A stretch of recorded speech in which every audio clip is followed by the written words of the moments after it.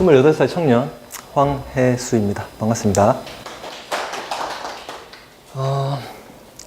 제가 알바를 다니면서 보니까 서울에 계신 분들하고 지방에 계신 분들하고 이 스타일도 많이 다른 것 같아요. 일하는 스타일이.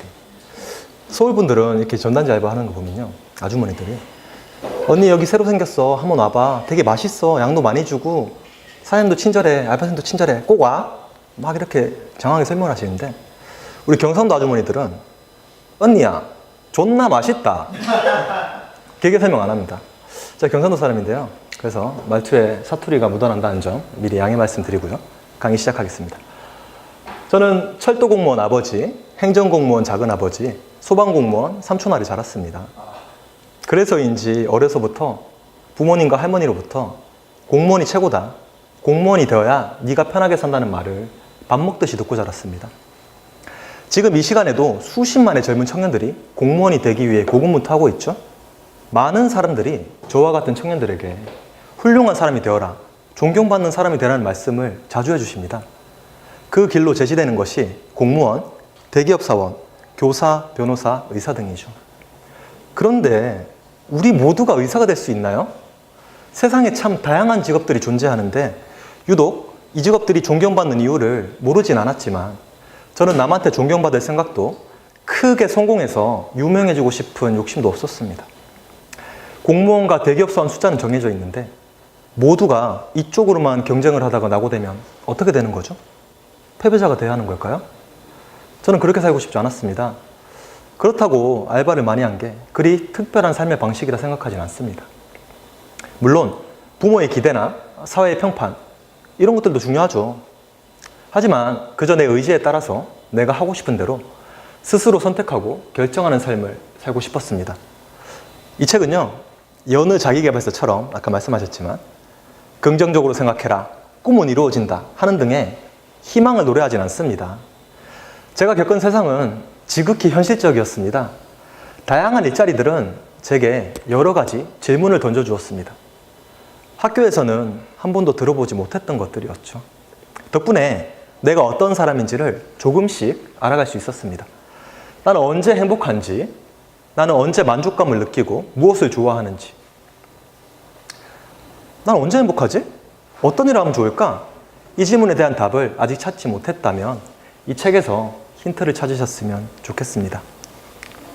화면을 봐주세요.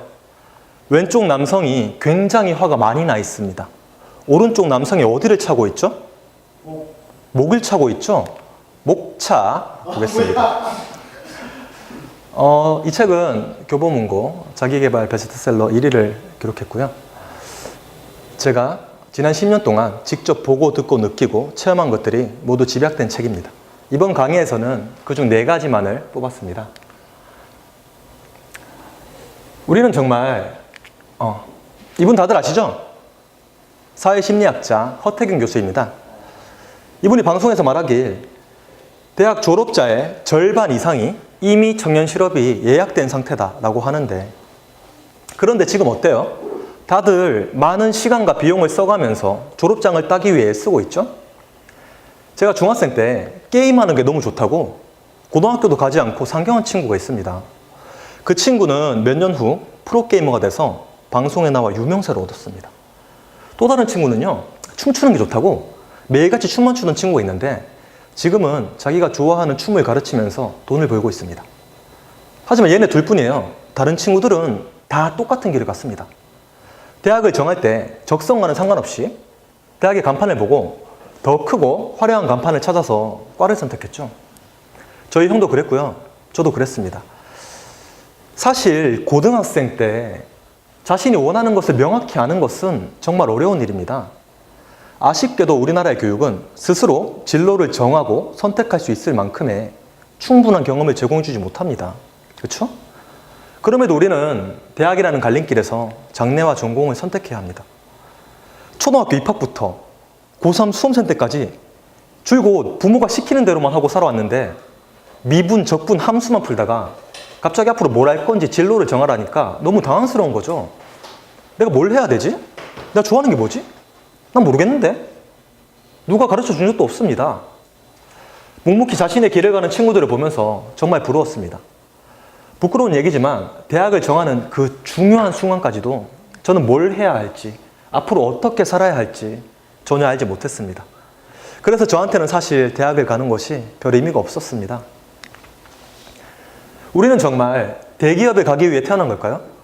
우리가 그렇게 열심히 공부하고 스펙 쌓고 좋은 대학에 가려는 이유가 결국엔 좋은 회사에 취직하는 게 목적이잖아요. 저는 나영석 PD가 한 말이 너무 공감되더라고요. 우리는 어쩌면 남들과 똑같아지기 위해서 죽을 각오로 노력하는 시대에 살고 있는 것 같습니다. 죽도록 노력해서 결국엔 똑같은 한 명이 되겠죠? 더 이상 남들과 똑같은 과거에 머무르지 말고 새롭게 나만의 독특한 가치를 찾아 나갈 수 있어야 합니다. 결국 이런 것들 때문에 제가 이 책을 썼는지도 모르겠습니다. 기자님은 자중해 주시고요. 여러분, 거북이가 토끼를 이기려면 어떻게 해야 되죠? 나이키 러닝화를 신고 뛰면 되나요? 어떻게 해야 될까요? 먼저 출발하면 돼요? 네, 바다로 가면 됩니다. 알바를 하는 동안 저는 다양한 사람들을 만나는 게 너무 좋았어요. 그러면서 자연스럽게 내가 앞으로 뭘 해야 되지? 이 질문에 대한 실마리를 조금씩 찾을 수 있었습니다. 저는 새우를 너무 좋아합니다. 그래서 인사를 할 때도 안녕하세요? 라고 할 정도로 너무나도 새우를 사랑합니다. 우리 노조 위원장님께서는 어떤 음식을 좋아하시나요? 음식이요? 네, 좋아하는 음식이요. 가리지 않고 먹어도 딱히. 아, 다 잘 드시는 건가요? 내가 무슨 음식을 좋아하는지 알 수 있었던 이유는 그동안 다양한 음식들을 많이 먹어봤기 때문에 알 수 있었잖아요. 남자를 1명 사귀어본 여자랑 100명 사귀어본 여자랑 누가 더 남자를 잘 알겠어요? 당연한 거 아니겠어요? 그럼 시집은 누가 더 잘 갈까요? 100명 사귀어본 여자요? 확인해 봤는데 예쁜 여자가 잘 갑니다. 내가 누군지 또 어떤 일을 하면 좋을지 이런 것들에 대해서 알려면 다양한 경험이 필요합니다. 알바는 나 자신을 이해하는데 좋은 체험회장이 되어 주었습니다. 저희 20대를 한마디로 표현하자면 지금도 20대지만 방황의 시기였습니다. 무엇을 해야 할지 몰라 방황했기 때문이죠. 그래서 남들이 어떻게 하는지 궁금해서 청년들이 모이는 곳은요, 기업이든 강연회든 어디든 찾아다녔습니다. 기업인, 교수나 강사, 정치인 등과 같이 성공한 사람들을 무수히 쫓아다니면서 난 앞으로 뭘 해야 될까요? 이런 바보 같은 질문을 했습니다. 그래서 얻게 된 결론은 결국 그들도 모른다는 겁니다. 당연하죠. 내가 뭘 해야 되는지 나도 모르는데 나를 처음 그 사람들이 어떻게 할까요?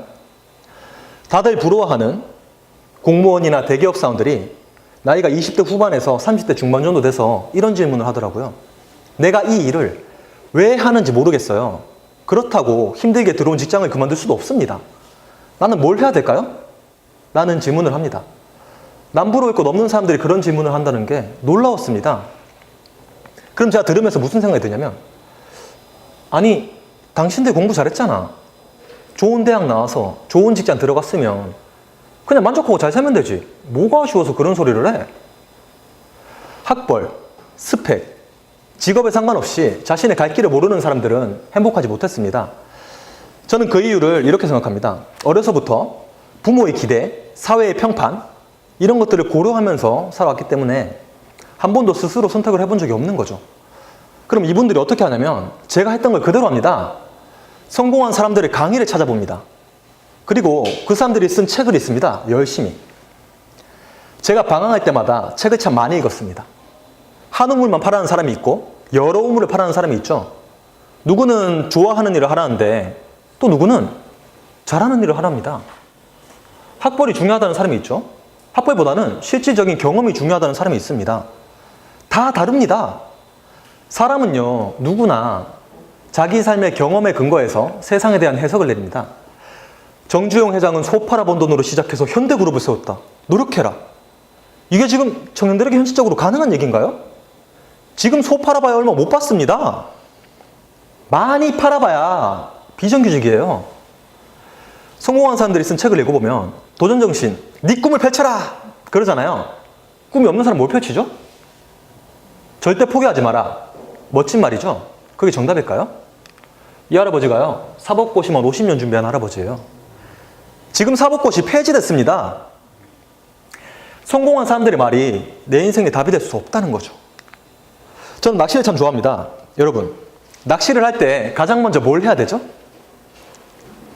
낚시 도구를 사야 합니다. 아, 도구를 사용합니까? 사야 합니다. 아, 사야 됩니까? 네. 제가 원하는 답 아닙니다. 지렁이를 끼우나요? 낚싯대를 펼칠까요? 뭘 해야 될까요? 낚시할 때? 낚시터에 가요. 낚시터에 가야죠. 낚시터에 가야 돼요? 네. 아, 놀랍게도 아닙니다. 무슨 물고기를 잡아야지 생각해요. 네, 그거죠. 무슨 고기를 잡을지를 먼저 정해야죠. 그래야 그 고기에 맞는 미끼와 채비를 준비해서 그 고기가 있는 곳으로 가겠죠. 대학을 그만두라는 얘기가 아닙니다. 자기계발서를 읽지 말라는 말이 아니에요. 방향을 분명히 알아야 한다는 겁니다.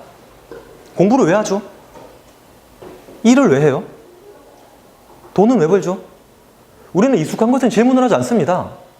남들도 다들 그렇게 사니까 그저 당연하게 여기는 거죠. 그럼 방향은 어떻게 할까요? 그 전에 내가 누군지를 알아야죠. 내가 누군지 모르는데 내가 언제 행복한지, 뭘 해야 할지 어떻게 할까요? 저는 저를 객관적으로 바라보기 시작한 게 고등학교 1학년 때 고깃집에서 알바할 때였는데요. 제가 너무 내성적이다 보니까 손님이 오면 주문을 받아야 되는데 그걸 못 하겠는 거예요. 손님만 보면 무서워서 재빨리 화장실로 들어가 숨었습니다. 그렇게 2주 정도 지나고 첫 알바에서 해고당했습니다. 충격이었습니다. 10년이나 지났지만 그때의 그 충격과 좌절감이 지금도 고스란히 느껴집니다. 그때 납득하기 어려웠습니다. 학교에서는 큰 소리로 웃고 떠들고 친구들하고도 잘 어울리고 의사소통엔 전혀 문제가 없었으니까요. 그런데 왜 나는 가게에만 오면 손님들 앞에만 서면 다리가 후두루들 떨리고 식은땀이 흐르고 이렇게 어려운 거지? 왜 나만 이렇게 힘들지? 학교 다닐 때 몰랐습니다. 학교에서는 늘상 보는 건물에 매일 보는 선생님과 친구들이 있죠. 이런 익숙한 환경들이 저를 긴장하고 난감하게 만들지 않잖아요. 그러니 저를 똑바로 볼 수가 없는 겁니다. 고깃집에서 해고당하고 나서 확실히 알았습니다. 아, 나는 사회에 필요 없는 존재구나. 이런 성격이면 나는 어디 가도 똑같겠구나. 우리 집 가온이요. 꼭 필요한 사람이 대자입니다. 공교롭게도.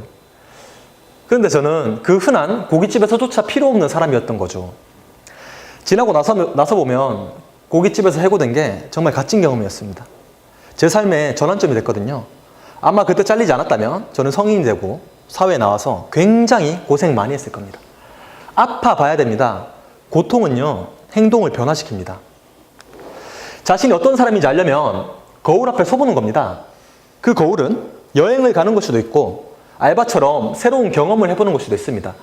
여행과 알바의 공통점은요, 매뉴얼이 없는 낯선 환경에 자신을 밀어넣는 겁니다. 내가 무슨 감정을 느끼는지, 나는 어떤 선택을 하고 행동하는지 객관적으로 보는 겁니다. 저처럼 내성적이고 대인기피증도 심한 그런 사람들은요, 버스에서 내릴 때도 마음대로 못 내려요. 아니, 그게 왜? 그러시잖아요. 저 같은 사람들은 그 남들한테는 아무것도 아닌 일들이 굉장히 버겁고 힘든 일입니다. 저는 내성적인 성격을 바꿀 수 있는 방법이 더욱 절실했습니다. 제가 23살 때 카드 영업을 시작했습니다. 영업은 내성적인 성격을 극복할 수 있는 좋은 수단이었습니다. 돈을 버는 것도 중요하지만 냉정한 사회에서 보잘것없는 제가 살아남으려면 영업사원들이 갖고 있는 생존 기술을 배워야 했습니다. 저는 영업을 다닐 때 정장을 입으면요, 왼발엔 갈색 구두, 오른발엔 검정 구두를 신고 영업을 다녔습니다. 뭐야, 저 사람 이상한 사람 아니야? 그럴 것 같죠? 사람들 저한테 아무 관심 없었습니다. 가끔 쳐다보는 사람들의 시선이 느껴질 때면 속으로 되뇌었습니다. 자꾸 쳐다봐 주세요. 그래야 제가 바뀔 수 있거든요. 저처럼 내성적인 사람들이 알았으면 좋겠습니다. 사람들은요, 내가 생각하는 것처럼 나에게 그다지 관심이 없습니다. 맞아요. 외모가 김태희처럼 특출나게 예쁘지 않은 이상 남을 의식할 필요가 없습니다. 그러니 여러분도 남을 의식할 필요가 없습니다. 없어요. 영업을 하다 보면 하루에도 수백 번의 거절을 당합니다. 차가운 시선, 냉정한 말투, 이런 것들이 저를 성장시켰습니다. 내가 누구인 줄도 알았고 내 단점이 무엇인 줄도 알았습니다. 그럼 이제 뭘 해야 될까요? 하고 싶은 걸 찾아야겠죠? 먼저 도서관으로 갔습니다. 우리나라에서 손꼽히는 회장님들의 자서전을 닥치는 대로 읽었습니다. 근데 나는 소도 없고 내가 스티브 잡스처럼 창고가 있는 것도 아니고 이제 뭘 해야 하지? 이 질문에 대해서 답을 주는 책은 없었습니다. 그래서 제가 지금까지 해온 일들을 종이에 적어서 생각해 봤습니다. 보니까 공통점이 하나 있더라고요. 그게 뭐냐면 시키는 사람이 따로 있습니다. 저는 지금까지 남이 시키는 일만 했더라고요. 제가 주인이 아닌 거죠. 그래서 내가 주체가 돼서 일해보고 싶다. 장사를 해봐야겠다는 생각이 들었습니다. 돈도 없고 도와줄 사람도 없고 경험도 없었기 때문에 당장 할 수 있는 건 노점밖에 없었습니다. 먼저 지하철역 근처에 물건을 깔았는데 신기하게도 어떻게 알았는지 주변 상인들이 쏜살같이 달려와서 나가라며 으름장을 놓았습니다. 며칠간은 물건을 깔고 도망가고의 반복이었습니다. 어떻게 잘 말씀드려서 그곳에서 장사를 한다 하더라도 상인회다, 연합회다 하는 사람들이 수시로 찾아와서 가입을 유도하며 행패를 부리는가 하면 아저씨들이 찾아와서 팔을 걷는데 잉어, 호랑이가 뛰어다닙니다. 동물을 좋아하는 그분들은 제게 다양한 제안을 했습니다. 산에 묻어버린다? 병신되고 싶냐? 평생 불구로 살고 싶냐? 그들이 원하는 건 자릿세였습니다. 세상은 약자에게 냉정했고 무척이나 잔인했습니다. 아, 이래서 아빠가 그렇게 공무원 하라고 잔소리한 거구나. 현실이 너무 서글펐습니다. 학교, 직장, 사회 모든 곳이 다 약육강식으로 돌아가고 있었습니다. 노점을 하다 보면 서러울 때가 되게 많습니다. 사람들이 와서 텃세를 부리고 욕을 한다거나 구청에서 단속반이 나올 때도 그렇지만 갑작스레 내린 비에 봉지로 물건을 싸다 보면 제 몸은 흠뻑 젖습니다. 그때만큼 서러울 때도 없습니다. 설상가상으로 그런 날 단속까지 나오면 정말 최악이에요. 저도 모르게 눈물이 막 흐릅니다. 여러분도 그럴 거예요. 일을 하다 보면 특히나 고되고 지치는 날이 있잖아요. 저는 그렇게 하루가 힘든 날, 우울한 날은 여자친구랑 같이 맛있는 음식을 먹으러 갔습니다. 저는 장사할 때 그게 제일 행복했습니다. 내가 힘들게 번 돈으로 사준 음식을 맛있게 먹는 여자친구를 보면서 부모가 자식을 보면 이런 마음일까? 쳐다보는 것만 봐도, 먹는 것만 봐도 배부르다는 말이 뭔지 24살 때 처음 알았습니다. 한 번은 단속도 걸리고 비까지 맞고 하루가 정말 힘들고 우울한 날이었는데 단 게 먹고 싶어서 케이크를 사서 여자친구랑 먹고 있는데 그때 문득 아빠가 생각이 났습니다. 왜 갑자기 아빠가 떠올랐냐면 중학교 3학년 때 아빠가 퇴근길에 예고 없이 케이크를 사온 적이 있습니다. 그리고는 형이랑 저랑 케이크 먹는 모습을 그냥 빤히 쳐다보더라고요. 그때 아빠가 무슨 생각을 했는지 제가 알 수 없었죠. 이분이 저희 아빠예요. 저 어릴 때부터 아, 우리 아빠는 공무원이니까 돈을 쉽게 버는구나 그렇게 생각했습니다. 공무원이라서라기보다 아빠는 매일 아침 다려진 양복을 입고 웃으면서 출근하는 모습만 보다 보니까 그렇게 믿어왔던 것 같습니다. 제가 성인이 되고 사회에 나와서 조금씩 세상 물정을 알아가다 보니까 그게 아니란 걸 알 수 있었습니다. 생각해보니 아빠는 27년 동안 한 번도 제 앞에서 힘든 내색을 해본 적이 없습니다. 노점을 하면서 보이지 않던 것들이 보이기 시작했습니다. 어릴 적 아빠가 퇴근길에 한 번씩 맛있는 음식을 사온 적이 있었습니다. 그날은 아마 아빠가 회사에서 무척이나 힘든 날이었을 거라는 사실을 24살이 되어서야 뒤늦게 깨달았습니다. 그리고 아빠가 예고 없이 케이크를 사온 날은 케이크가 아니라 음식을 사온 날은 제법 많았습니다. 장사를 하는 동안 저는 아주 많은 것을 느낄 수 있었습니다. 그중 한 가지를 말씀드리면 좋아하는 것과 좋아 보이는 것을 구분할 수 있게 된 것입니다. 여러분 한번 맞춰보시겠어요? 어느 쪽이 부엉이고 올빼미일까요? 귀가 있는 게 부엉이 아닌가요? 정확하게 아시네요. 근데 그렇게 빨리 맞추시면은 재미가 없어지죠. 네, 부엉이 비읍이죠. 오른쪽이 부엉이고요. 네, 왼쪽이 올빼미입니다. 비슷해 보이지만 엄연히 다른 동물이죠. 장사를 해보기 전까진 이 일이 내가 원하는 일이라 믿어왔는데 해보니까 착각해서 벗어날 수 있었던 거죠. 장사를 통해 성공한 사람들을 TV를 통해 보면서 부러움에 저렇게 되고 싶다는 욕망을 느꼈지만 이 직업 자체가 내 꿈은 아니었습니다. 좋아하는 것과 좋아 보이는 것은 엄연히 다릅니다. 그건 해봤을 때 알 수 있습니다. 저는 좋아 보이는 일을 했지만 그게 진심으로 제가 원하는 일은 아니었습니다. 가져보지 못한 미련은 늘 남기 마련입니다. 가져봐야 버릴 수도 있으니 여러분도 망설이는 일이 있다면 꼭 한번 해보시기 바랍니다. 여러분, 좋아하는 일을 해야 할까요? 잘하는 일을 해야 할까요? 잘하는 일. 잘하는 일이요? 저는 개인적으로 그 전에 저는 이 질문에 두 가지 맹점이 있다고 생각합니다. 첫 번째는 좋아하는 일과 잘하는 일이 서로 다르다는 전제를 가지고 있죠. 두 번째는 세상에 수만 가지의 다양한 일들이 존재하는데 그 일들을 단지 좋아한다, 잘한다로만 나눈다는 게 무리가 있다는 거죠. 그럼에도 불구하고 많은 청년들이 이런 질문을 합니다. 저 역시 그랬고요.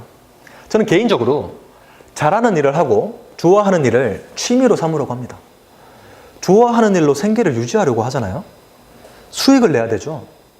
수익을 내고 성과를 창출하면서 좋아하는 일이 재미가 없어지는 겁니다. 물론 좋아하는 일을 꾸준히 오랫동안 하다 보면 그 일이 잘하는 일이 되는 경우도 있습니다. 하지만 뭐든지 꾸준히 하려면, 오랫동안 지속하려면 경제적인 게 뒷받침돼야 하잖아요. 나는 노래 부르는 게 너무 좋은데, 노래만 부르면 행복한데 내가 마이크만 잡으면 사람들이 화를 냅니다. 그럼 노래로 먹고 살 수 있겠어요? 그래서 저는 단순히 좋아하는 일만 하면 인생이 행복해질 거라 믿는 것은 동화 속 행복한 결말을 믿고 사는 것과 같다고 생각합니다. 중요한 건 좋아하는 일이건 잘하는 일이건 간에 둘 다 그냥 해보세요. 해보면 내가 생각했던 것과 다른 경우가 더 많고요. 하다 보면 생각이 또 바뀝니다. 그럼 일은 어떻게 구해야 할까요? 눈에 보이는 게 다가 아니라는 말이 있습니다. 사진을 잘 보시면 바늘에 걸려있죠. 낚인 겁니다. 겉으로 보이는 구인 광고만 믿고 갔다간 큰일 납니다. 지금부터 제가 그 실상을 여실히 알려드리겠습니다. 군필호대 체격 좋으신 분, 전쟁 나갑니까? 이런 건 정말 힘들어요. 일반적인 상하차 알바와는 다릅니다. 상하차예요. 일반적인 콜센터와는 다릅니다. 콜센터예요. 오빠는 다른 남자들하고는 달라. 다릅니까? 다르다는 사람들 다 똑같습니다. 직장인이 주 고객, 직장 스트레스 알바생들한테 다 풉니다. 시급회비 최저임금이에요. 사내 규정에 따름 규정이 최저임금이에요. 장기 근무 시 시급 상승, 장기 근무 시 이 말 속에 니들 오래 못 버텨 라는 말이 숨어 있습니다. 대부분 한 달도 못 버팁니다. 부재중이 많아? 문자로만. 얼마나 바쁘면 전화를 못 받아요? 무슨 역 근처 5분 거리. 역 근처라서 사람 졸라 많습니다. 가족 같은 분위기. 앞글자 빼고 다시 읽어보시고요. 혹은 진짜 가족들끼리 운영합니다.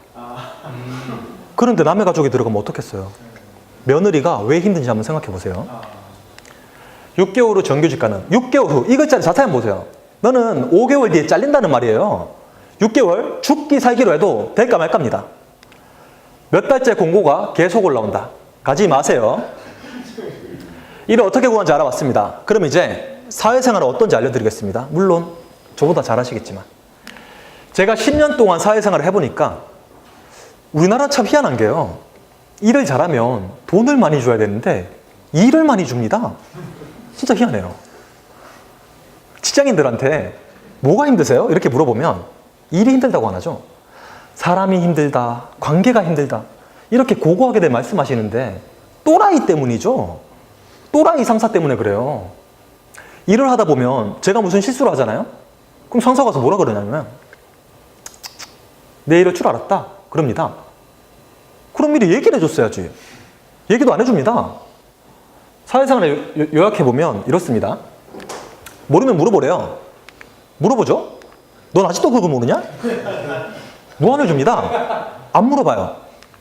모르면 물어보라고. 이거 반복입니다. 너는 꼭 시켜야 하냐? 알아서 하죠. 야, 그걸 네 맘대로 해. 화를 냅니다. 시키면 해요. 너는 꼭 시켜야 하냐? 회사가 장난이야? 이거 반복입니다. 쉽지 않죠? 일을 하다 보면 저와 같은 젊은 사람들이 많이 듣는 말이 있습니다. 어른들이 말하길 요즘 젊은 것들은 힘든 일 안 하려 그래? 라고 합니다. 젊은 사람들이 힘든 일을 하지 않는 이유는 간단합니다. 우리 사회가 힘든 일 하는 사람들을 어떻게 대하는지 보면 쉽게 알 수 있습니다. 저는 어른들의 이 말이 반은 맞고 반은 틀리다고 생각합니다. 틀린 것은 젊은 사람들이 힘든 일 하지 않는다고 하는데 건설 현장 한번 가보세요. 오히려 나이 드신 분들보다 젊은 사람들이 더 많이 일하는 현장도 많습니다.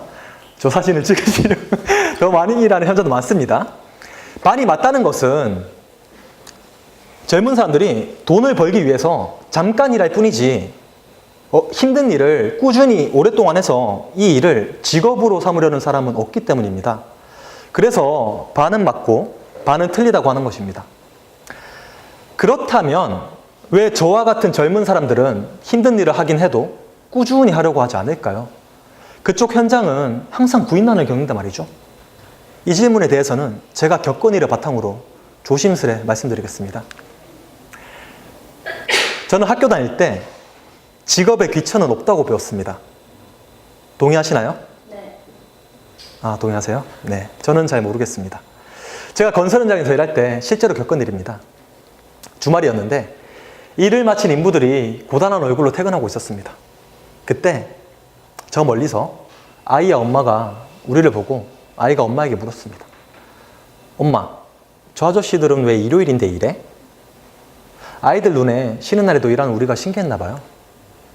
그러자 엄마는 당연한 듯 말했습니다. 너 공부 못하면 저 아저씨들처럼 일요일도 못 쉬고 일해야 되는 거야. 이때 제가 26살이었는데 그 말을 들으면서 얼굴이 화끈거렸습니다. 공부하라는 말만 하면 좋았을 텐데 왜 굳이 우리를 들먹이면서 그런 얘기를 해야 했을까요? 부모가 노동의 가치를 서열화하고 있는 거죠. 어려서부터 사회적으로 인정받지 못하는 직업을 가진 사람들은 무시해도 된다고 암묵적으로 가르치는 것과 같습니다.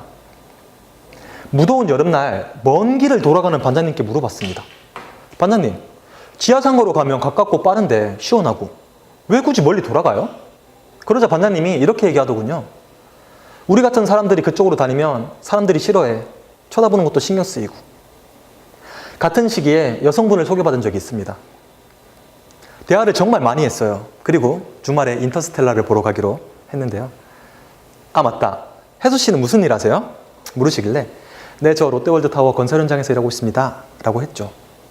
아, 롯데건설 다니시는구나. 아니요, 저 인력소 다니고 있어요. 근데 답이 안 오는 거예요. 그리고 한참 후에 혜수 씨, 우리는 안 맞는 것 같아요. 좋은 분 만나세요. 라고 답이 왔습니다. 제가 이 얘기를 굳이 하는 이유는요. 주선자의 반응 때문입니다. 먼저 연락이 왔습니다. 야, 이 등신아, 너보다 뛰는 게 자랑이냐? 그냥 회사 다닌다 그러면 되지. 그걸 뭐하러 얘기해? 화를 내는 겁니다. 아니, 제가 도둑질을 하는 것도 아니고 사기를 치는 것도 아닌데 내가 정당히 땀 흘려 일하는 걸 왜 숨겨야 하는 거죠? 이런 현실이 너무 속을펐습니다. 막노동꾼, 청소부 배달사원, 경비원 등과 같이 사람들은요, 열악한 환경에서 힘들게 일하는 사람들을 천대하며 무시합니다. 경비원 갑질 뉴스는 흔하지만 그분들을 보면서 경비원 분들 덕분에 도둑 걱정 없이 편히 지낼 수 있다며 감사하다고 말하는 사람은 드물죠. 그들을 보면서 나는 저렇게 되지 않아서 다행이라면서 스스로를 위안하기까지 합니다. 자만하지 말아라. 어려운 사람들에게 베풀면서 살아라. 그렇게 배우셨나요? 그렇게 살고 계세요? 가르치고 계신가요? 여러분, 노력하지 않아서 그런 대우를 받아 마땅한 사람 같은 건 없습니다.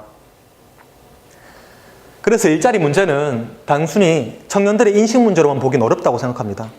청년들에게 너네 왜 힘든 일 안 해? 왜 공무원만 하려고 그래? 힘든 일 하지 않는다고 비난하기 전에 힘든 일 해도 차별받지 않고 성공할 수 있다는 인식의 전환이 필요하지 않을까요? 청년으로서 어떤 직업을 갖든지 누구나 희망을 키워나갈 수 있는 그런 사회가 되었으면 좋겠습니다. 알바생들 중에는 대학생도 있고 취업준비생도 있죠. 알바를 하다 보면 저와 같은 알바생들이 직장인들을 부러워한다는 것을 쉽게 알 수 있습니다. 하지만 짚어보고 싶은 게 있습니다. 부러워하는 것과 질투하는 것은 엄연히 다르다는 것이죠. 예를 들어 모임에 나갔는데 저보다 저와 비슷한 외모를 가진 남성이 여성들에게 인기가 많으면 저는 그 남자를 보면서 질투하겠죠? 뭐야? 별로 잘생기지도 않았는데. 그런데 제가 정우성을 보고 질투하진 않잖아요. 부러워합니다. 와, 남자인 내가 봐도 진짜 잘생겼네. 인정하고 받아들입니다. 그런 것처럼 많은 알바생들이 직장인들을 보고 부러워합니다. 여기까지는 좋습니다. 제가 문제라고 생각하는 건 지금부터인데 두 가지가 있습니다. 첫 번째는 그들을 보면서 자신의 처지를 비관합니다. 두 번째는 그들이 그런 직업을 갖기까지 얼마나 힘들었는지를 재차 확인하고 어차피 노력이 무의미하다며 마땅히 해야 할 노력을 하지 않습니다. 월급은 얼마나 받을까? 은행원은 여름에는 시원하게, 겨울에는 따뜻하게 일하겠지? 이런 부러움 섞인 말들로 대화가 시작되면 그 다음부터는 그 직업을 갖기가 얼마나 힘든지에 대한 설명들이 쏟아져 나오기 시작합니다. 은행에 들어가기가 얼마나 힘든지 아냐? 은행 공채 경쟁이 얼마나 치열한데 IMF 때 은행원이 제일 많이 잘렸다 그러던데? 라고 단점을 얘기하면서 스스로를 위로합니다. 한마디로 정리하면 부럽다. 저렇게 되려면 굉장히 힘들다. 힘들게 일어도 별것 없다. 의 반복이었습니다. 내 인생은 내 인생입니다. 남이 가졌고 내가 가지지 못하는 것에 집중하며 비관하는 것만큼 어리석은 일도 없습니다. 저는 그동안 수많은 청년들을 만났습니다. 그들의 나이와 직업은 각기 달랐지만 청년들은 한 가지 공통점이 있었습니다. 그게 뭐냐면 행복 앞에 조건을 붙이고 있었습니다. 그러면서 현재를 불행하게 살아요. 대학을 가면, 취업을 하면, 결혼을 하면 해결될 것 같던 불안감은 대학을 가도, 취업을 해도, 결혼을 해도 그대로잖아요. 그럼에도 불구하고 왜 수많은 청년들이 행복 앞에 조건을 붙이느냐? 내가 언제 행복한 사람인지 몰라서 그럽니다. 저를 예로 들어보죠. 제가 신림동에서 노점을 할 때 한 달 반 동안 1,200만 원을 번 적이 있습니다. 24살 때 저한테 1,000만 원은 정말 큰 돈이었습니다. 그런데 어찌된 영문인지 그다지 큰 기쁨도 만족감도 없었습니다. 왜 그럴까요? 돈이 적어서 그런 걸까요? 그래서 볼펜으로 통장에다가 0을 하나 더 붙여봤습니다. 1억을 보면서 상상했어요.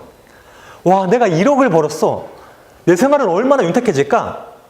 앞으로 집 앞에 있는 스타벅스를 두고 500m 떨어진 주식까지 걸어갈 필요도 없겠지? 짜왕을 살까 짜파게티를 살까 고민하다가 짜왕을 내려놓는 아쉬움도 없을 거야. 상설 매장을 찾아다니는 대신에 백화점에 가서 당당히 카드를 내밀 수도 있어. 그런데 돈을 많이 쓴다고 해서 제가 그리 행복할 것 같진 않았습니다. 저는 언제 행복하냐면요, 명품을 두르고 외제차를 타는 것보다 가족들과 모여서 함께 웃으며 사과 하나 깎아 먹는데 더 큰 행복감을 느낍니다. 제가 좋아하는 사람들을 우리 집으로 초대해서 그 사람들에게 맛있는 음식을 대접해 줄 때 정말 행복합니다. 이런 것들 없이 단순히 돈만 많은 건 저한테는 그저 고깃집에 가서 상추만 먹고 나오는 것과 같습니다. 여러분, 우리가 여태껏 얼마나 많은 행복들을 놓쳤는지 한번 생각해 보세요.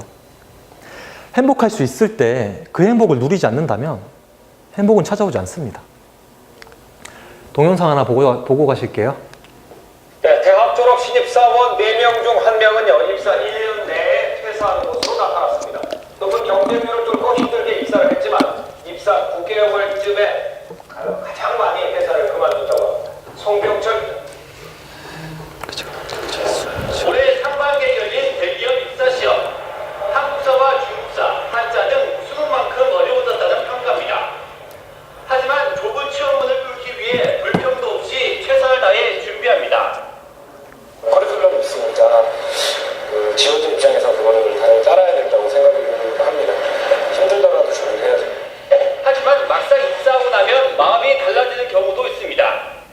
한국경영자총회협회가 조사했더니 대졸 신입사원 가운데 27.7%, 4명 가운데 1명은 입사 1년 내에 퇴사하는 것으로 나타났습니다. 힘들게 들어간 회사를 그만둔 이유는 다양했습니다. 조직이나 일에 적응하지 못했다는 것이 전체의 절반을 차지해 가장 많았고, 다음으로 급여와 사원복지에 대한 불만, 근무 지역이나 환경에 대한 불만 등이 뒤를 이었습니다. 잘 보셨나요? 그 직업을 갖기까지 많은 시간과 비용, 노력을 들였는데도 불구하고 얼마나 안타깝고 속상할까 싶습니다. 진로를 정할 때 우리는 그 직업이 주는 장점에만 눈이 가 있죠.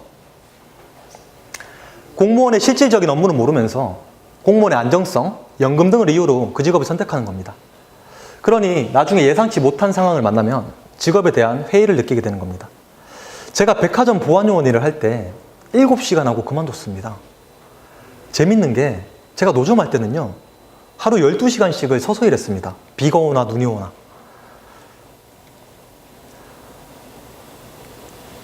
따지고 보면 백화점에 비해서 노점은요, 모든 게 열악했습니다. 단속 걱정, 날씨 걱정, 매출 걱정, 깡패 걱정, 이런 걱정들 없이 좋은 근무 환경에서 일할 수 있는 백화점이 여러 가지로 장점이 많았습니다. 다른 점은 내가 스스로 서 있느냐, 시켜서 서 있느냐, 그 한 가지밖에 없었습니다. 사방에 수많은 CCTV로 누군가 저를 지켜보고 있고 누군가의 눈치를 보면서 행동해야 한다는 사실이 저는 무척이나 괴롭고 힘들었습니다. 진로를 정할 때 우리는 그 직업이 주는 장점에만 눈이 가 있죠. 진로를 정할 때 우리가 생각해야 할 건 그 직업이 주는 장점이 아니라 내가 그 일을 하면서 실질적으로 겪게 될 문제들입니다. 우리 회사는 월급을 너무 많이 줘. 그만둬야겠어. 이런 사람 없잖아요. 그래서 단점을 봐야 합니다. 그 직업이 가진 장점이 무수히 많아도 단점 하나가 나를 위협하는, 내가 극복하기 힘든 문제라면 지속할 수가 없는 거죠. 저는 여자친구가 생기면 꼭 하는 얘기가 있습니다. 네가 나를 외롭게 한다면 난 언제든지 너를 떠날 거야 라고 합니다. 제가 느끼는 수많은 감정 중 저는 제가 초라한 게 싫습니다. 외로운 게 싫어요. 직장도 마찬가지예요. 내가 견디기 어려운 게 무엇인지 분명히 알아야 한다는 거죠. 직장인이라면 누구든 자의적이든 타의적이든 사표를 쓰는 순간이 옵니다. 그렇죠, 위원장님? 정년 퇴직했어요. 네. 사표가 생각나실 때마다 이 세 가지를 기억하시기 바랍니다. 첫 번째는 감정에 치우쳐서 사표를 쓰잖아요. 반드시 후회합니다. 또라이 상사 때문에 열받아서 회사를 그만두죠. 다른 회사에 가면 또라이가 없을까요? 또라이는 공기와도 같습니다. 저는 27번 각기 다른 또라이가 저를 기다리고 있었습니다. 노자는 어리석은 대우를 받더라도 현명하게 처신하라 했습니다. 또라이를 다루는 법을 익히시기 바랍니다. 두 번째, 나는 가슴 뛰는 일을 찾을 거야. 사표 쓰죠? 100% 후회합니다. 멀리 갈 필요도 없어요. 여러분 한번 보세요. 우리 취업할 때 어땠어요? 뽑아만 주시면 뼈를 묻겠습니다. 그랬잖아요. 지금 어때요? 내 뼈 건들기만 해봐. 죽여불란게 열정이 평생 가지 않습니다. 세 번째는 월급이 너무 적다. 중요한 문제죠. 내가 지금 200만 원을 받는데 다른 곳에서 400만 원을 준대요. 그럼 가야죠. 망설일 필요가 없죠. 그런데 어디를 가도 200만 원밖에 받을 수 없다면 붙어 있어야죠. 회사에서 내 가치를 높이는 데 힘써야 합니다. 사표를 쓸 게 아니라 세상에 던지는 출사표를 쓸 수 있도록 만반의 준비를 하시기 바랍니다. 준비 안 된 퇴사는 후회만 나올 뿐입니다. 퇴사가 생각나실 때마다 이 세 가지를 기억하시기 바랍니다. 알바는 경험을 쌓고 자신을 알아가는 동시에 돈을 벌기 위한 수단입니다. 진짜 나를 찾고 싶은 많은 사람들에게 스펙 쌓는 시간을 조금만 할애해서 다양한 알바를 통해 경험을 쌓으라고 말해주고 싶습니다. 일을 구할 때 저만의 기준을 세웠습니다. 일을 구하는 데 있어서 세 가지 원칙입니다. 지금까지 무슨 일을 하든지 이 원칙을 지켰습니다. 첫 번째는 일을 하는 목적과 수단을 구분하는 겁니다. 내가 이 일을 통해서 무엇을 얻을지를 먼저 정하는 거예요. 돈이 목적이라면 어디에 쓰기 위해서 얼마를 모을 것인지 구체적인 금액과 기간을 먼저 정합니다. 돈보다 배움이나 경험이 목적이라면 이를 수단으로 활용합니다. 두 번째는 제 성격 때문인데요. 저는 어릴 때부터 지극히 내성적이라 사람을 대하는 게 두려웠습니다. 그래서 알바를 통해서 사람을 대하는 방법을 배우고 싶었습니다. 세 번째는 알바는 내가 하고 싶은 일, 직업을 찾기 위한 수단이기 때문이죠. 알바를 하는 목적이 다양한 일들을 통해서 내 적성을 찾으려는 것이므로 되도록 다양한 일들을 하기 위해 썼습니다. 여러 가지 일을 하다 보면요, 이 일이 나한테 맞는 일이라고 느껴질 때가 있습니다. 그럼 그 일을 오래 하고 싶어져요. 하지만 아무리 그 일이 잘 맞아도 저는 알바를 하는 겁니다. 알바를 직업으로 삼고 싶지는 않았습니다. 여러분도 무슨 일을 하든지 간에 자신만의 원칙을 가지고 그 일을 하셨으면 좋겠습니다. 사람은 참 간사하죠. 어릴 땐 빨리 어른이 되고 싶어 하고 어른이 되면 다시 어릴 때로 돌아가고 싶어 합니다. 그 이유는 간단합니다. 한 번도 어른이 되어보지 않았으니 마냥 좋아 보여서죠. 보는 것과 진짜 되는 것은 큰 차이가 있습니다. 알고 가는 길이 아니기에 연습과 경험이 필요합니다. 알바는 내가 모르는 길을 알게 해주는 좋은 수단입니다. 직접 보고 듣고 느끼는 것이 세상을 배우는 가장 빠른 길이라 생각했습니다. 오늘 저의 강의 중에 딱 한 가지만 기억하고 가셔야 된다면 저는 이 말을 기억하셨으면 좋겠습니다. 우리는 젊다는 이유만으로 하루가 즐거워야 합니다. 여러분, 하고 싶은 거 하세요. 감사합니다. 우선은 제가 사람들을 정말 많이 만났어요. 다양한 사람들, 뭐 정치인, 깡패, 기업인, 이렇게 언론인 해가지고 다양한 사람들 많이 만났는데 저는 막 방황을 할 때요. 만난 사람들한테 다 물어봤어요. 내가 뭘 해야 될까요? 난 앞으로 어떻게 살아야 되죠? 근데 그 사람들도 모임에 와서 그런 걸 묻는 거예요. 그 성공한 사람들이. 대기업에 다니고 있고 공무원 시험 합격한 우리나라 획일화된 사회라 그러잖아요. 몇 살 때까지 어느 대학에 가야 되고 어느 회사에 취직해야 되고 취직하면 또 결혼을 해야 되고 그런 사회의 정답을 맞춘 사람들이 똑같은 고민을 하고 있더라고요. 저와. 네. 그래서 그런 것들을 이제 제 경험에 비추어 봤을 때 이렇게 좀 도움이 되지 않을까 그분들에게 하는 생각이 쓰게 됐고요. 그냥 책 써야지 하고 쓴 게 아니라 사실은 2년 전부터 정말 준비를 많이 했습니다. 예. 인터뷰도 하고 제가 기자처럼 이렇게 막 인터뷰도 하고 다니고 직접 그 다니고 막 기억이 나지 않거나 그런 것들은 직접 또 찾아가서 예전에 사람들 다시 만나고 하면서 그렇게 쓰게 됐고요. 예. 매일같이 얘기 쓰듯이 그렇게 원고를 작성했기 때문에 얼마나 걸린 거예요? 작성하는 14개월 걸렸습니다. 정확히. 예. 써야 되겠다 생각해서 이제 쓰기 시작한 16년부터 책 시작해서 나올 때까지 1년 2개월 걸린 거예요. 네. 그리고 그 출판사를 원고 투고라고 하죠. 네. 그게 굉장히 어려웠어요. 왜냐하면 저는 성공한 사람도 아니고 그리고 제가 정치인도 아니고 회장님도 아니잖아요. 출판사에서는 제일 많이 따지는 게 뭐냐면 이 사람이 얼마나 유명한가요? 사실은 현실적으로 이 사람이 이 책을 내서 이 사람의 그런 네임밸류로 이 책이 얼마나 나갈 것인가 그거를 가장 먼저 따지는데 저는 20대에다가 고졸이고 뭐 성공한 사람이 아니잖아요. 그래서 그것 때문에 많은 그런 갈등이 있었죠. 근데 책을 쓰려고 보면 비슷한 경쟁 도서를 이렇게 막 찾게 됩니다. 근데 출판사에서요. 시장 조사를 하는 거죠. 근데 비슷한 책이 없는 거예요.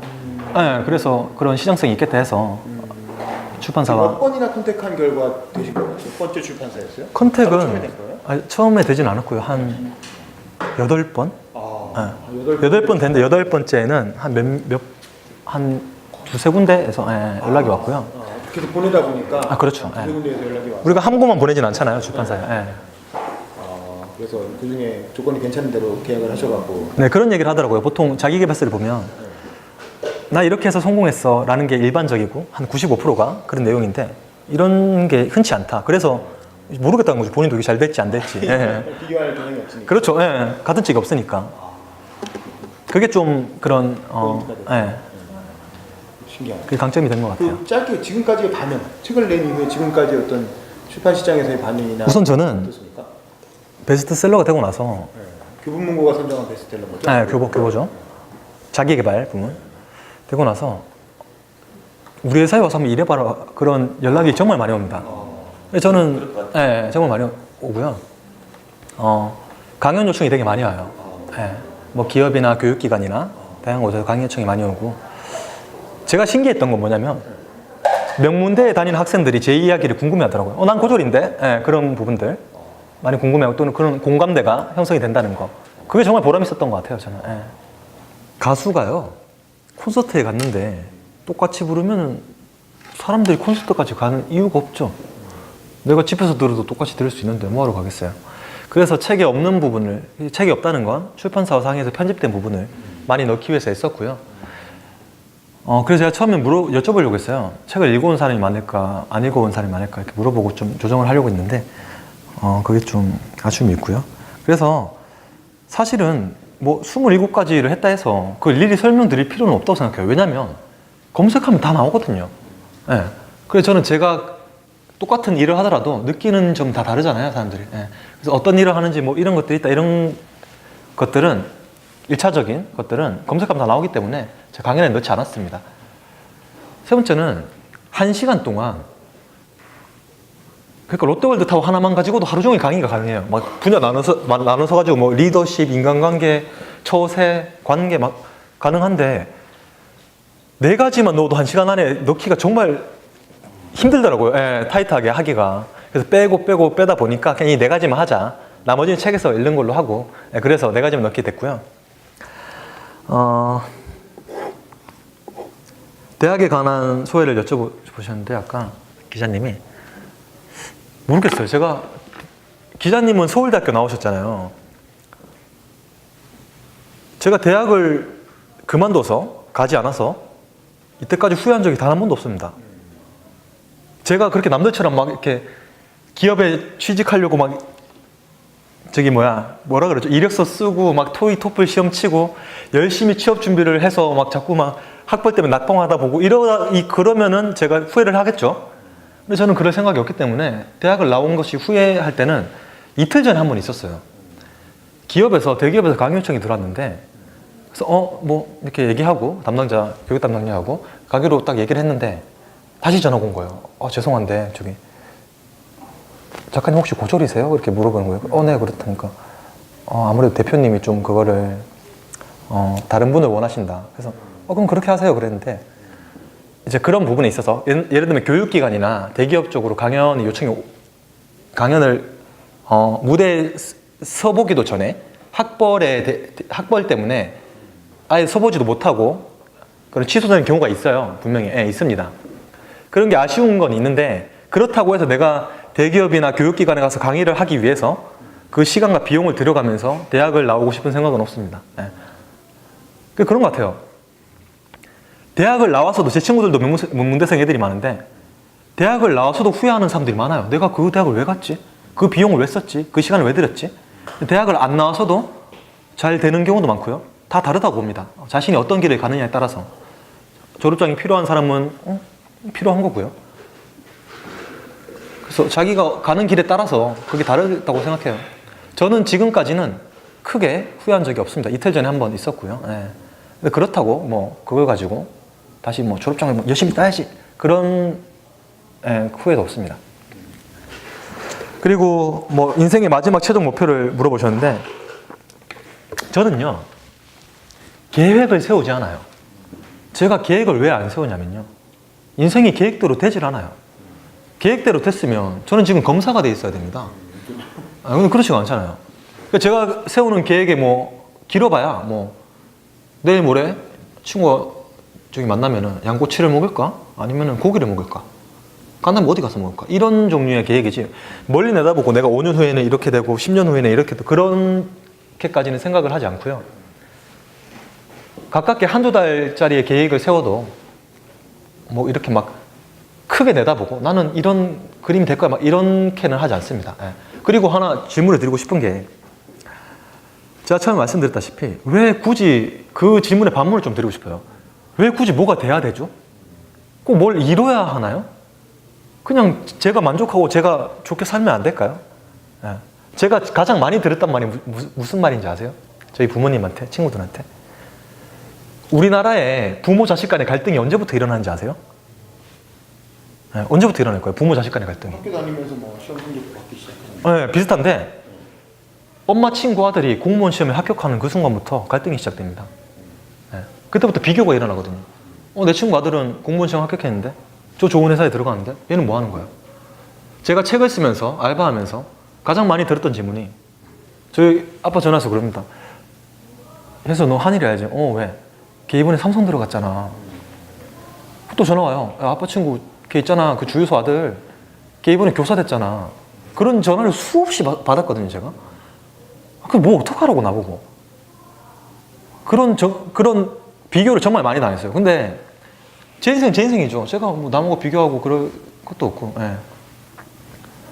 그렇게 생각해요. 그리고 뭐 마지막 있을 직업?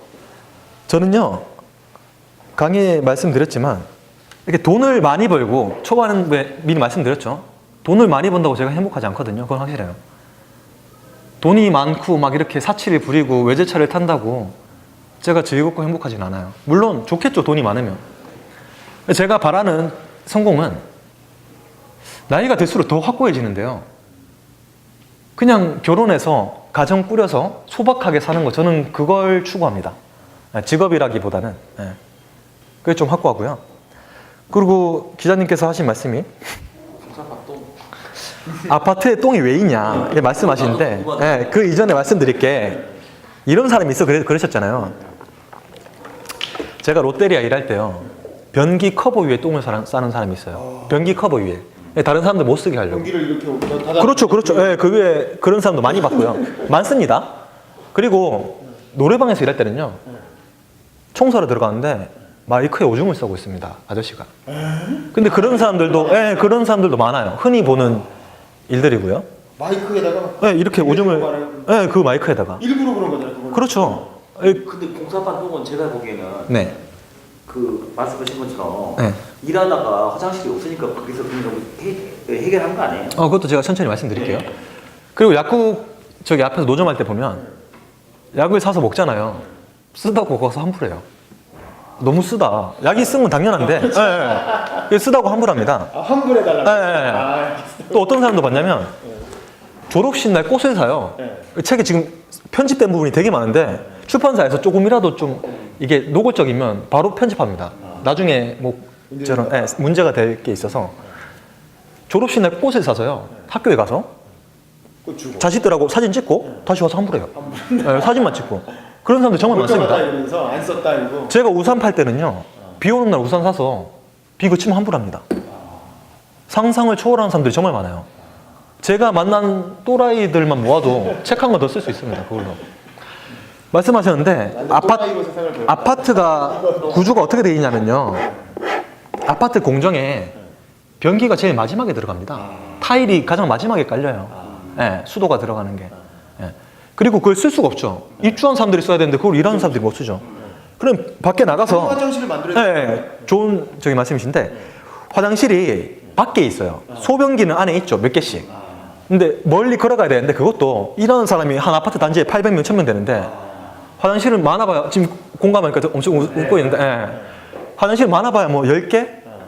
가면 멀리 걸어가는데 가서 또 기다려야 되고 근데 옆에는 깜깜하고 사람도 없고 그러니까 그냥 거기를 이용하는 거예요. 근데 이게 제가 서울에 많은 아파트 단지를 갔습니다. 지금 녹음되고 있어서 말은 못하겠지만 뭐 브랜드 상관없어요. 아무리 뭐 좋은 뭐 하나 둘 셋 막 하잖아요.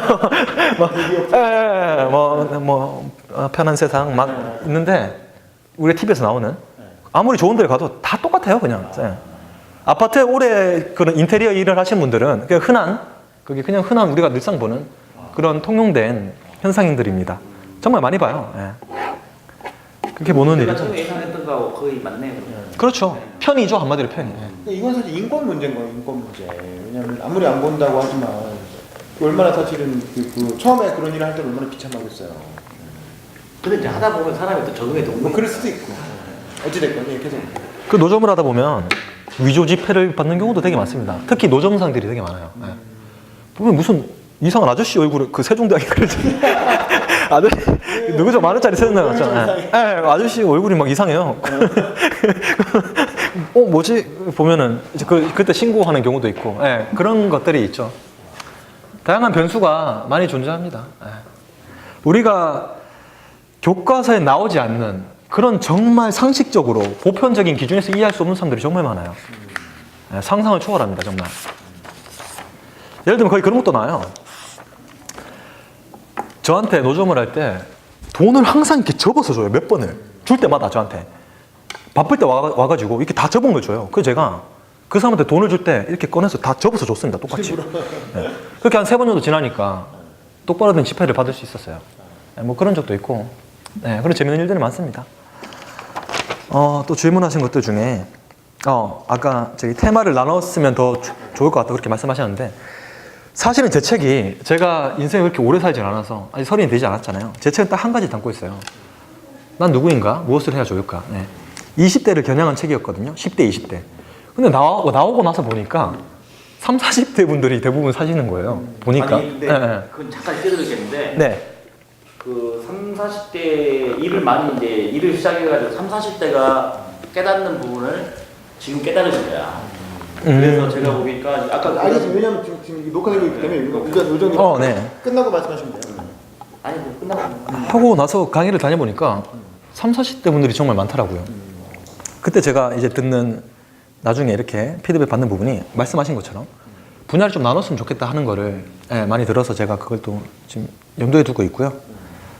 아까 좋은 제안 해주셔서 감사합니다. 네, 그렇게 한번 나눠보는 걸로 하겠습니다. 아까 말씀하신 것 중에 최저임금 기자님 말씀하셨는데 상당히 민감 문제예요. 정말 함부로 제가 말을 하기도 되게 부담스러운 문제인데 해야겠습니다. 저는요 평생 최저임금만 받았던 사람입니다. 고등학교 1학년 때부터 지금 27살 때까지 제가 2,000원을 받으면서 지금의 7,530원이죠. 80원인가? 7,530원 때까지 2,000원에 시작해서 그렇게 조금씩 올랐잖아요. 알바생의 입장에서만 보면 오르는 게 좋아요. 10,000원이고 20,000원이고 계속 올라야 돼요. 제 입장에서 보면 내가 받는 돈이 커지니까. 이런 줄 알았어요, 저는. 많이 받아 좋잖아요. 2,000원 받다가 지금 7,530원 받으면 하루 10시간 일하면 75,300원이 돼야 되잖아요. 근데 실질적으로 가보니까 현장에서 어떻게 하냐면 5명이서 할 일을 3명이서 합니다. 일은 그대로인데 손이 줄어버려요. 그리고 예전에는요. 건설 현장이든 공장이든 가면 사람들이 돈을 그 전에 이걸 먼저 말씀드릴게요. 전 서민입니다. 서민이 돈을 버는 2가지 방법이 있습니다. 그게 뭔지 아세요? 첫 번째는 로또에 당첨되는 겁니다. 희박하죠? 두 번째가 뭐냐면 하는 일을 늘리는 겁니다. 2잡, 3잡. 내가 하는 일을 늘려서 많은 돈을 버는 거예요. 근데 많은 돈을 벌려면 일을 많이 늘려야 되는데 일을 늘릴 수가 없어요. 정책으로 막아놨잖아요. 시간을 늘려야 되는데 그래야 돈을 많이 받는데 일을 늘리지 않습니다. 실질적으로 10시간을 일하면요. 1시간을 쉬는 시간을 주게 돼 있잖아요. 8시간 이상 일하면. 그럼 그 1시간은 어찌되었든 내가 사업장에서 쉬는 건데 그 시간을 빼버립니다. 네가 쉬는 거잖아 하는 그런 꼼수들 여러 가지로 많이 생기고 있고요. 제가 아까 말씀드렸죠. 6개월의 정규직 가능. 1년이 있으면 퇴직금 발생에 11개월 하고 잘라버려요. 만연합니다. 그런 것들. 그래서 한마디로 딱 뭐 최저임금 그래서 올라야 되냐 내려야 되냐 이렇게 저한테 물어보면 정말 어려워요. 저는 올랐으면 좋겠고 또 반대로 좀 더디게 올랐으면 좋겠어요. 딱 이렇다 저렇다라고 말씀드릴 수는 없습니다. 그런데 오른다면 그런 현실적인 것들 예를 들어서 소상공인들 5인 미만 사업장 같은 경우에는 어느 정도 지원을 해줘야 되지 않을까. 하루에 100만 원 버는 사람이랑 하루에 1억 원을 매출을 파는 가게랑 똑같은 돈을 지불하잖아요. 좀 뭔가 문제가 있지 않을까. 그런 거 차등해서 적용하면 좀 더 좋지 않을까 하는 겁니다. 어쨌든 올라도 문제고요. 안 올라도 문제예요. 안 오르면 그걸 가지고 받아서 생활이 안 되고 오르면은 또 실질적으로 자리가 줄어들어 버리고 그러니까 이 공무원분들 우리 국회의원분들이 열심히 좀 머리 좀 맞대가지고 좀 좋은 정책 좀 만들어내야죠. 그렇습니다. 아까 우리 고등학생분이 말씀하신 게 정말 좋은 질문인데요. 무서울 때 어떻게 대처하느냐. 우선은 내가 뭘 무서워하는지를 알아야 돼요. 내가 무서워하는 상황. 내가 무엇을 두려워하는지. 제가 아까 말씀드렸죠. 저는 외로운 게 싫어요. 제가 초라한 게 싫습니다. 그래서 제가 외로운 상황을 만들려고 하진 않아요. 내가 초라한 상황을 만들질 않아요. 그래서 항상 양복을 입어도 달아서 입고요. 와이셔츠 하나를 입어도 다 맡겨놓고 그렇게 있거든요. 제가 초등학교 4학년 때요. 저희 집이 진짜 가난했어요. 왜냐하면 저희 엄마가 도박을 했거든요. 아빠는 공무원인데 엄마가 도박을 했어요. 그래서 집이 돈이 정말 없었어요. 얼마나 없었냐면 초등학교 4학년 때 90년생들은 알 거예요. 예전에는 보이스카웃이라는 게 있었어요. 학교에. 다들 아세요? 있었는데 그 보이스카웃 어린 학생들이 저도 어렸죠 그때. 그 누나들이 제가 그때 초등학교 3학년이었는데 누나들이 같은 옷을 입고 호루라기를 불면서 열을 맞춰 걸어가는 모습이 너무 부러운 거예요. 나도 저렇게 돼보고 싶다. 1년을 기다렸어요. 초등학교 4학년 때 가전통신문을 들고 집에 뛰어갔어요. 처음으로 막. 나 너무 하고 싶으니까. 아빠한테 얘기했죠. 아빠 나 보이스카웃이 너무 하고 싶어 하고 가전통신문 이렇게 줬는데 아빠가 우리 집은 지금 이걸 할 수 있는 형편이 안 돼. 그렇게 얘기를 하는 거예요. 저한테. 초등학교 4학년 때.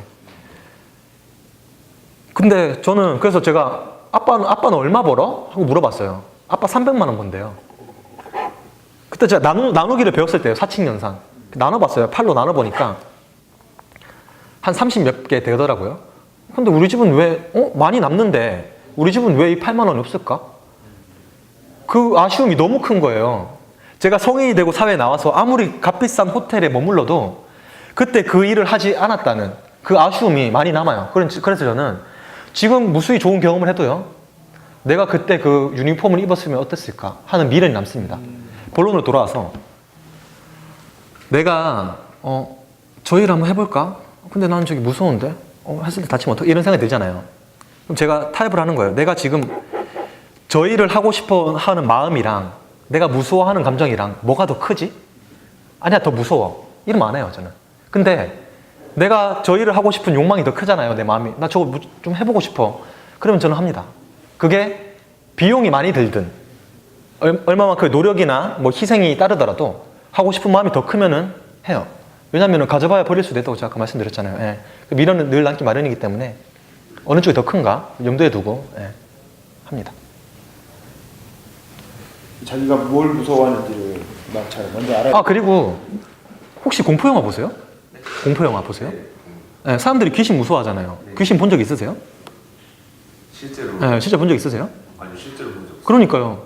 보지 않았는데 무서워하잖아요, 우리는. 없으니까 무서운 거예요. 겪어보지 않았으니까 두려운 거예요. 막상 피부로 느껴보면 별거 아닐 때가 정말 많습니다. 네. 보는 것과 대보는 것은 정말 다르죠. 해봤을 때 알 수 있습니다. 네. 아니 근데 지금 롯데월드타워 건설은 진짜 뭐 70, 80층이 올라가는 건데. 네. 무섭지 않아요? 우선 뭐 좋은 시간이었고요. 개인적으로 저는 이렇게 윤봉기 기자님을 정말 존경합니다. 왜 존경하냐면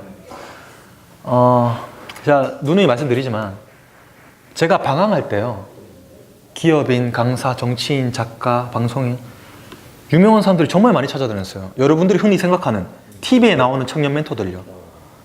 청년 멘토들의 공통점이 뭔지 아세요? 청년들한테 관심이 없습니다. 왜요? TV에서는 나는 청년들이 정말 잘 됐으면 좋겠어. 청년들 너무 아픈 것 같아. 청년들의 위로를 전하고 싶어. 이렇게 얘기를 하잖아요. 그래서 메일을 보내고 막 찾아가고 쫓아다니면 저한테 관심이 없어요. 물론 그 사람들이 저를 상대해줄 이유는 없죠. 그럼 TV에서 그런 얘기를 하지 말았어야지. 위선자도 아니고. 제가 기자님을 보면서 느낀 게, 기자님은 청년 멘토라고 자처하지 않으면서 실질적으로 그런 다양한 재능 기부를 통해서 청년들에게 실질적인 도움을 정말 많이 줍니다. 그런 걸 보면서 굉장히 제가 존경하는 분이고, 갑자기 말이 이상해졌네. 여하튼 좋은 시간이었습니다. 그리고 위원장님